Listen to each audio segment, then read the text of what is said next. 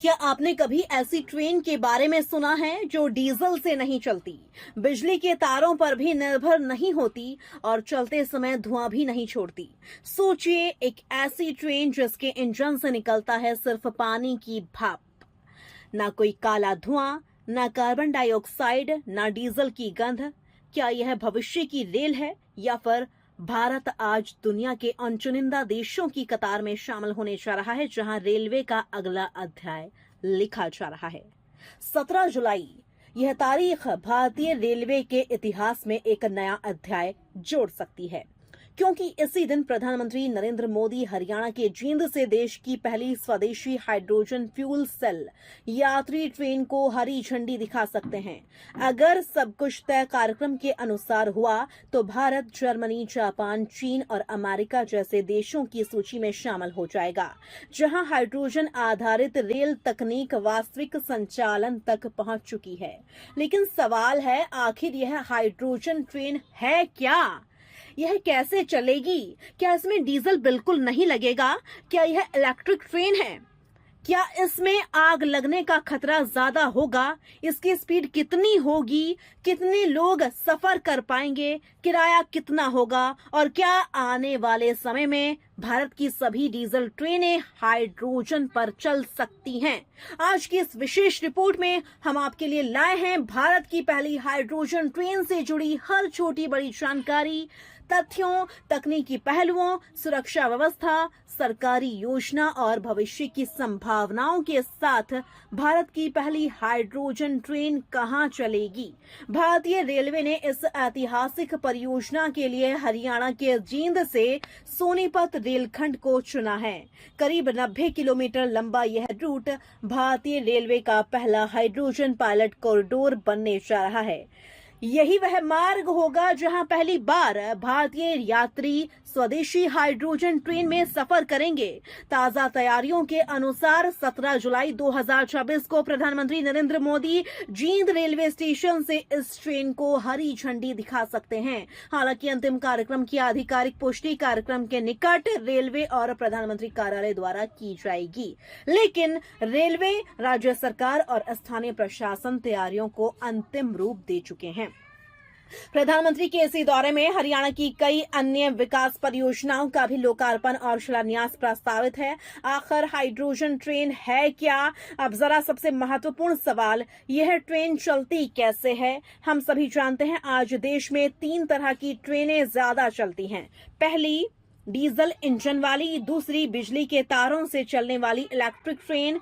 लेकिन hydrogen train in दोनों से अलग है। इस ट्रेन में इंजन के अंदर हाइड्रोजन फ्यूल सेल लगाया गया है। जब हाइड्रोजन हवा में मौजूद ऑक्सीजन से रासायनिक प्रतिक्रिया करती है तो बिजली पैदा होती है। यही बिजली ट्रैक्शन मोटर तक पहुंचती है और ट्रेन चलने लगती है। यानी डीजल नहीं, धुआं नहीं, कार्बन नहीं, सिर्फ बिजली और परिणाम केवल जलवाष्प और ऊष्मा। यही वजह है कि इसे जीरो एमिशन टेक्नोलॉजी कहा जाता है। हाइड्रोजन ट्रेन कोई सामान्य प्रयोग नहीं है। दुनिया के केवल कुछ ही देशों ने इस तकनीक को अपनाया है। इनमें शामिल हैं जर्मनी, जापान, चीन और अमेरिका। अब भारत भी इस सूची में शामिल होने जा रहा है। और सबसे खास बात, यह ट्रेन भारत में डिजाइन, भारत में विकसित और भारत में निर्मित की गई है। यानी आत्मनिर्भर भारत का एक और बड़ा उदाहरण। अब बात करते हैं इसकी ताकत की। ट्रेन में कुल 10 कोच हैं। इनमें 2 ड्राइविंग पावर कार्स और 8 पैसेंजर कोचेस शामिल हैं। प्रत्येक ड्राइविंग पावर कार 1200 किलोवाट क्षमता की है। दोनों को मिलाकर कुल शक्ति 2400 किलोवाट होती है। रेलवे के अनुसार ब्रॉड गेज प्लेटफॉर्म पर यह दुनिया की सबसे लंबी और सबसे शक्तिशाली हाइड्रोजन ट्रेन मानी जा रही है। कितने यात्री सफर कर सकेंगे? इस ट्रेन में लगभग 682 सीटें उपलब्ध होंगी, जबकि कुल मिलाकर करीब 2600 यात्रियों की क्षमता होगी, यानी सिटिंग और स्टैंडिंग दोनों मिलाकर यह ट्रेन एक सामान्य पैसेंजर सेवा की तरह बड़ी संख्या में यात्रियों को ले जा सकेगी। कितनी स्पीड होगी? डिजाइन स्पीड 110 किलोमीटर प्रति घंटा तक रखी गई है।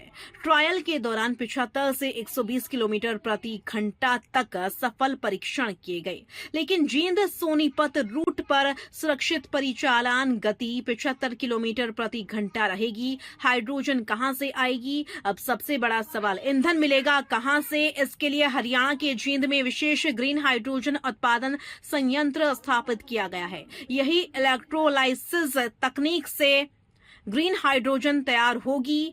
यही हाइड्रोजन ट्रेन में भरी जाएगी, यानी ट्रेन का ईंधन उसी स्थान पर तैयार भी होगा और रिफ्यूल भी किया जाएगा। कितना हाइड्रोजन स्टोर होगा? रेलवे के अनुसार ट्रेन में लगभग 440 किलोग्राम कंप्रेस्ड हाइड्रोजन स्टोर की जा सकेगी, जबकि प्रतिदिन संचालन के दौरान करीब 300 किलोग्राम हाइड्रोजन की खपत होने का अनुमान है। अब बहुत से लोगों के मन में सवाल होगा, क्या हाइड्रोजन खतरनाक गैस होती है? रेलवे ने इस पहलू पर सबसे ज्यादा ध्यान दिया है। जींद में हाइड्रोजन रिफ्यूलिंग स्टेशन पर PESO यानी petroleum and explosives safety organisation ने सभी सुरक्षा मानकों की जांच के बाद अनुमति दी है।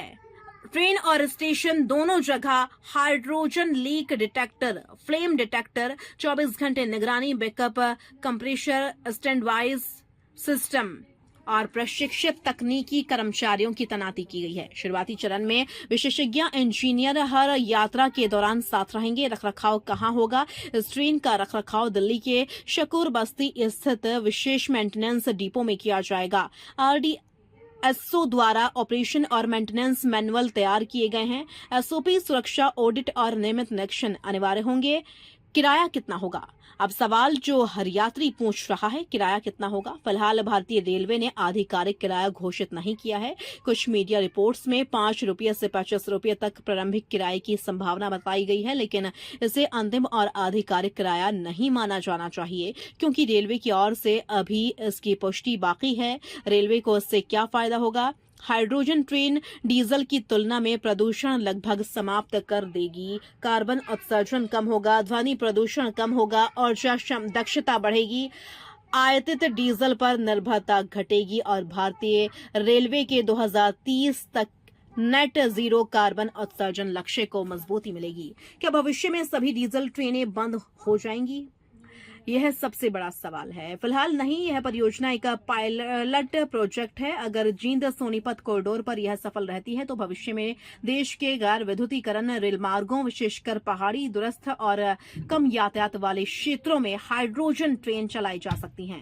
क्या यह सिर्फ ट्रेन है या भविष्य की शुरुआत है? दरअसल यह सिर्फ एक ट्रेन नहीं बल्कि रेल परिवहन के भविष्य की प्रयोगशाला है। यदि यह सफल होती है तो आने वाले वर्षों में भारत का रेलवे डीजल से ग्रीन हाइड्रोजन की और एक बड़ा बदलाव का गवाह बन सकता है। तो 17 जुलाई सिर्फ एक ट्रेन का उद्घाटन नहीं बल्कि भारतीय रेलवे के भविष्य की नई दिशा का संकेत हो सकता है।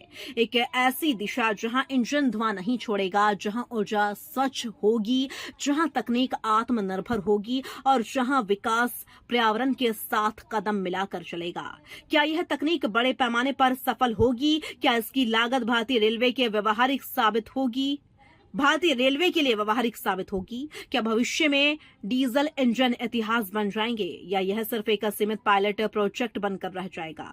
इन सवालों के जवाब आने वाला समय देगा। फिलहाल इतना तय है कि भारत ग्रीन रेलवे के नए युग की दहलीज पर खड़ा है। अगर आपको यह विशेष रिपोर्ट जानकारीपूर्ण लगी हो तो वीडियो को लाइक करें, शेयर करें और चैनल को सब्सक्राइब करें।